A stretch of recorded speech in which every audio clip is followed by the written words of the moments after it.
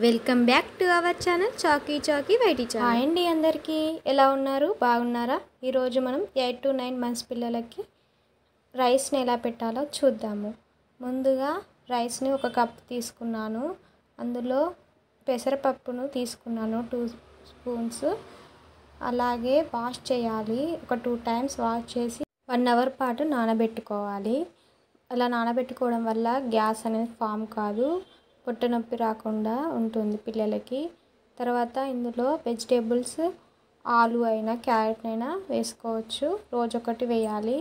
Carrot అయితే must and షుడ్గా వేస్తాను.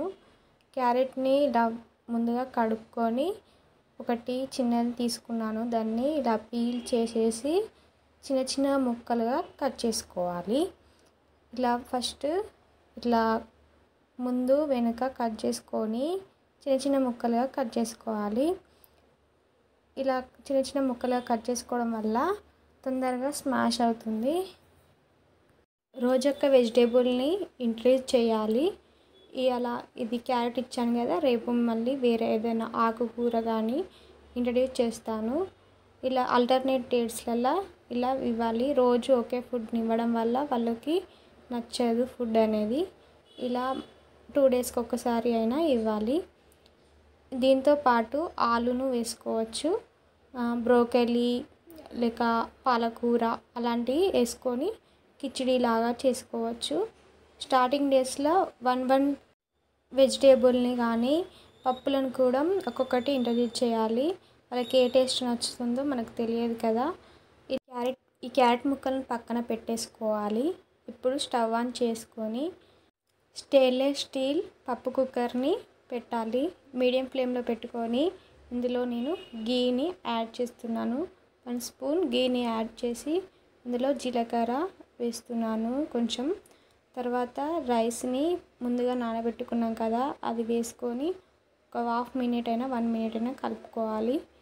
తర్వాత ఇందులో మనం ముందుగా కట్ చేసుకున్నటువంటి క్యారెట్ ముక్కలని వెజిటేబుల్స్ ఏదైనా వేసుకోవచ్చు. వేసుకొని ఒకసారి కలుపుకోవాలి. ఇందులో కొంచెం పసుపును కూడా యాడ్ చేయాలి. తర్వాత కలుపుకొని 1 గ్లాస్ రైస్కి 4 గ్లాస్ వాటర్ని పోసుకోవాలి. ఇక్కడ నేను ముందుగానే కొలత తీసుకున్నాను. ఆ వాటర్ని పోసేసి స్టవ్ని మీడియం ఫ్లేమ్లోనే ఉంచుకొని ఒకసారి కలుపుకోవాలి. ఇలా ఒకసారి కలుపుకొని మూతను పెట్టేయాలి. ఈ ప్రాసెస్ని మొత్తం మీడియం ఫ్లేమ్లోనే ఉంచుకోవాలి. మూతను పెట్టేసిన ఒక 4 విజిల్స్ వరకు వెయిట్ చేయాలి. 4 విజిల్స్ వచ్చాక మనమి స్టవ్ ఆఫ్ చేసుకొని ఒకసారి విజిల్ అనేది పోయిందా లేదా, ప్రెషర్ అనేది పోయిందా లేదా చూసుకొని కలుపుకోవాలి. స్మాషర్తోనే కానీ పప్పు గుత్తితో కానీ లేక అవి 2 లేకపోతే గంటెతోని లేక గ్లాస్తోనైనా కలుపుకోవచ్చు. మెత్తగా కలుపుకోవాలి. ఇగో నేను 4 విజిల్స్ తర్వాత తీసాను. నాకు మెత్తగా ఉడికిపోయింది. గరిటెతోనే ఒక 2 minutes కలుపుకుంటే మెత్తగా ఉడికిపోతుంది. ఇంతే అండి, పిల్లలకి ఈజీగా పెట్టేయచ్చు. కావాలంటే ఇందులో నెయ్యిని యాడ్ చేసుకోవచ్చు. ఇప్పుడు నెయ్యి ఇష్టపడని వాళ్ళు స్కిప్ చేయండి. అంతే అండి, ఈజీగా పెట్టేయచ్చు. ఇలాంటి వీడియోస్ కోసం నా ఛానల్ని సబ్స్క్రైబ్ చేసుకోండి. ఇంకా ఎలాంటి వీడియోస్ చేయాలో కామెంట్ చేయండి, సజెషన్స్ ఇవ్వండి. నేను ఇంకా ఇంప్రూవ్ చేసుకుంటాను.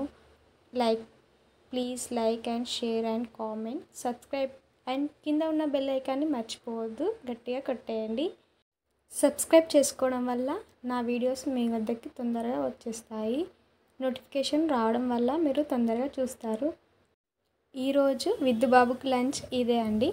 ఇంతే అండి, ఈజీగా పెట్టేయచ్చు. Thank you for watching. మీరు మీ విలువైన సమయాన్ని నాకు కేటాయించినందుకు మీకు కృతజ్ఞతలు. Thank you for watching. Bye bye.